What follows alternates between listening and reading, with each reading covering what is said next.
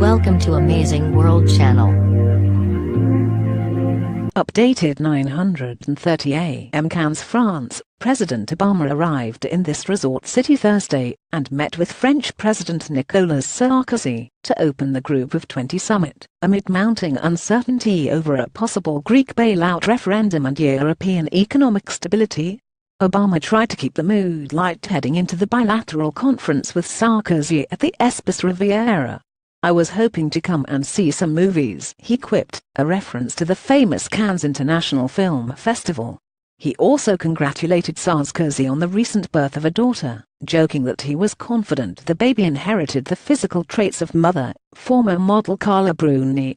There was little to laugh about on the economic front, however, after Greek Prime Minister George Papandreou shocked European leaders this week by calling for the referendum, which scuttled a carefully negotiated European bailout plan announced just days before. European leaders have since announced they will suspend aid to Greece pending the referendum, even as growing opposition within Greece to Papandreou's proposal raises the possibility that the popular vote may never take place. "The most important aspect of our task over the next 2 days is to resolve the financial crisis here in Europe," said Obama, who also met separately with German Chancellor Angela Merkel. "Here at the G20 we're going to have to flesh out details about how the plan will be fully and decisively implemented."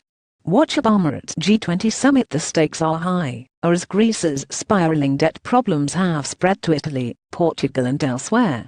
The Obama administration has tried to keep pressure on the Greeks and the rest of the European Union to implement the stabilization package, which calls for a reserve fund of $1 trillion to help cash-strapped nations and a recapitalization of major banks by $150 billion.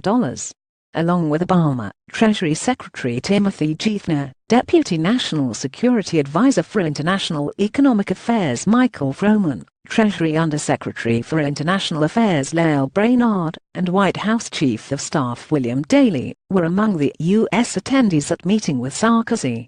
French Foreign Minister Alain Juppé and Finance Minister François Bayrou were on the French side. White House officials said the president emphasized in the meetings with Sarkozy and Merkel that Europe should move forward as quickly as possible with the stabilization plan agreed to last week, regardless of the political uncertainty in Greece. The Greek bailout portion of the stabilization plan can be put on hold until after the referendum, officials said. The steps needed to be taken are clearly irrespective of the political personalities or situation at any given moment, Ben Rhodes, the Deputy National Security Advisor for Strategic Communications, told reporters in a briefing. What needs to be done as relates to Greece and the stabilization of the Eurozone was outlined last week. Yet Obama, facing his own economic problems at home, has few resources at his disposal to use as leverage, with the United States unlikely to offer significant financial assistance for the bailout. Instead, Obama has been offering his European counterparts advice gleaned during his response to the U.S. recession 2 years ago. The U.S. and this administration acted with overwhelming force and put up the necessary resources to deal with the crisis. Insisted on robust stress tests. Financial institutions dramatically increased by double their capital, Froman said. "One thing we can contribute is our experience and ideas moving forward, and support in doing so." After his bilateral meetings, the president took part in a gathering of the 20 Lira, a collection of top labor leaders, before heading into a formal round of G20 meetings Thursday afternoon. Analysts said the president could have a difficult time rallying support for a common agenda, considering that the U.S. has offered a muddled message so far. On the one hand, you have both the president and Secretary Geithner saying, "We have full confidence Europe can handle this issue, they have the resources, we know they can do it." And then you waffle back, and they are saying Europe is scaring the world. "Get your act together," said Heather Conley, director of the European program at the Center for Strategic and International Studies.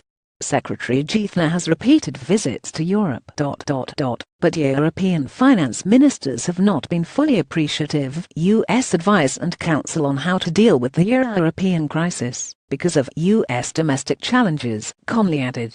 So it's a point where we're not seeing that coalescing of leadership to resolve the issue. We're starting to see where tensions and nervousness are rising.